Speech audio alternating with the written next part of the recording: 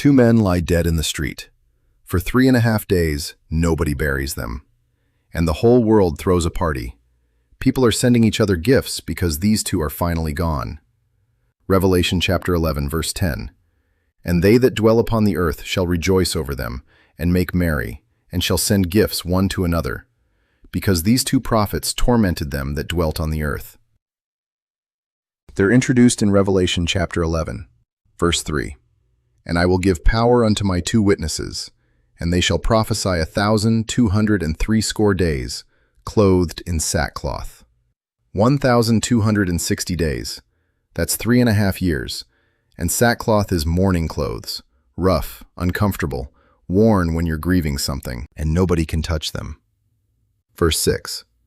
These have power to shut heaven, that it rain not in the days of their prophecy, and have power over waters to turn them to blood, and to smite the earth with all plagues, as often as they will.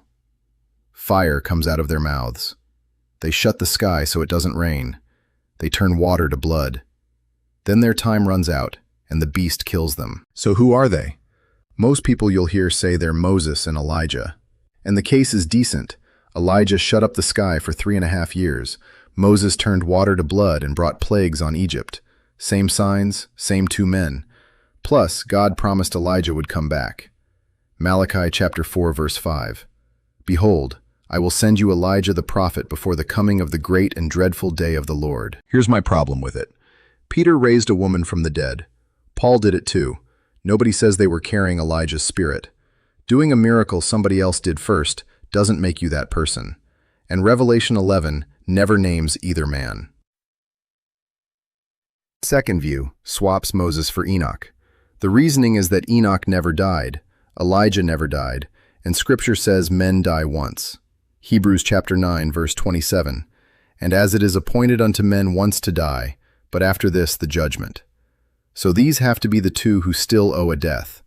But read the next verse. It's comparing that to Christ dying once for sin. It's not a rule about people.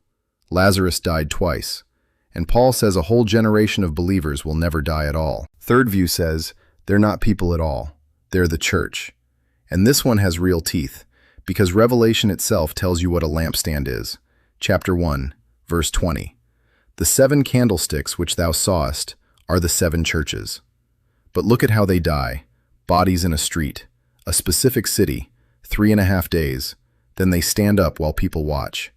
That's awfully personal for a symbol. Here's what I believe, and it starts with the one verse that actually identifies them.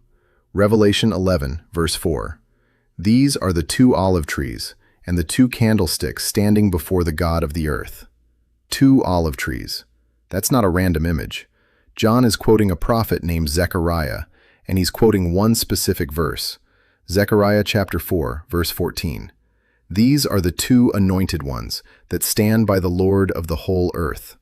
Same picture, same phrase. John isn't pointing at Moses, he's pointing at Zechariah chapter 4.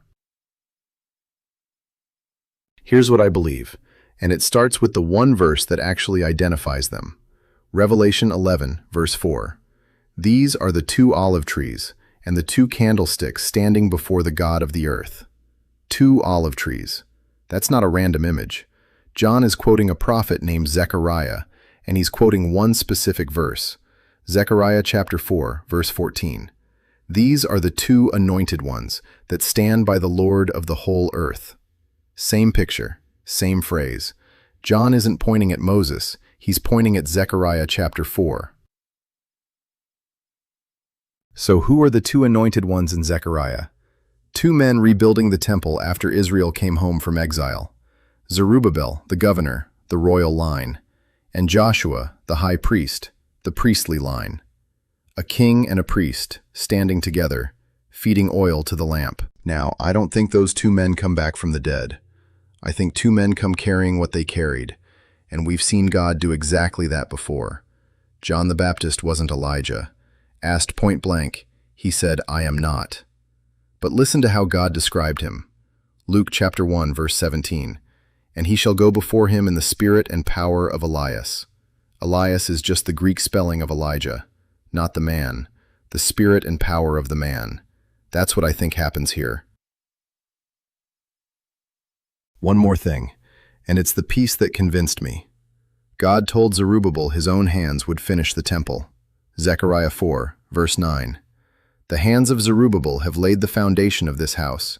His hands shall also finish it. Read Ezra chapter 6, where the temple actually gets finished. He's not named. Could be nothing. But he laid the foundation, and then he's just gone from the record. I think the house he finishes isn't made of stone. Paul says we're the temple now, still being built. So here's the whole thing.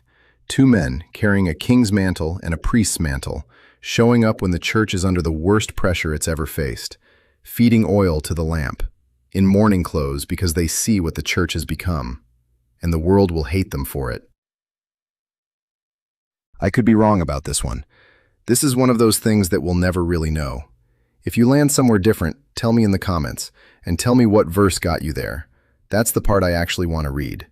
If you like this video and want more like this, please consider subscribing. I have quite a few ideas I think you'll really like.